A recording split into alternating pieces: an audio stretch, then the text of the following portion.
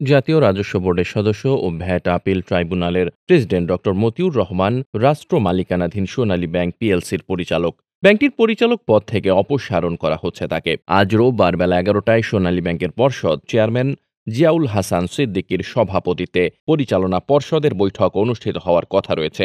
এই বৈঠকে মতিউর রহমান উপস্থিত থাকছেন না। চলতি সপ্তাহের মধ্যে তাকে পরিচালক পদ থেকে অপসারণও করা হতে পারে।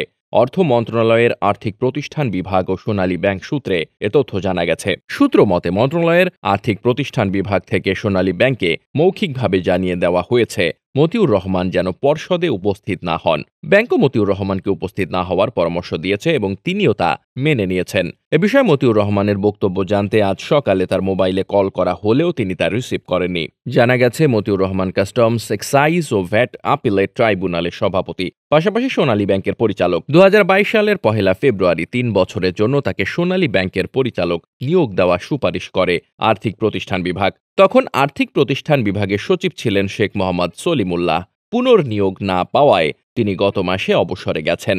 বাংলাদেশ ব্যাংকের সাবেক ডেপুটি গভর্নর জিয়াউল হাসান সিদ্দিকীর নেতৃত্বে সোনালী ব্যাংকের পরিচালনা পর্ষদে বর্তমানে রয়েছেন বুয়েটের কম্পিউটার সায়েন্স অ্যান্ড ইঞ্জিনিয়ারিং বিভাগের সাবেক অধ্যাপক মোহাম্মদ কায়কোবাদ, বাংলাদেশ ব্যাংকের সাবেক নির্বাহী পরিচালক আবুল কালাম আজাদ, আর্থিক প্রতিষ্ঠান বিভাগের সাবেক অতিরিক্ত সচিব ABM Ruhul Azad, Bangladesh house building finance কর্পোরেশনের সাবেক উপব্যবস্থাপনা পরিচালক দৌলতুন্নাহার খানম, বাখরাবাদ গ্যাস ডিস্ট্রিবিউশন কোম্পানির সাবেক মহাব্যবস্থাপক মোল্লা আব্দুল ওয়াদুদ ও সনদপ্রাপ্ত হিসাববিদ সিএ প্রতিষ্ঠান বসু ব্যানার্জিনাথ অ্যান্ড কোম্পানির ব্যবস্থাপনা অংশীদার গোপাল চন্দ্র ঘোষ।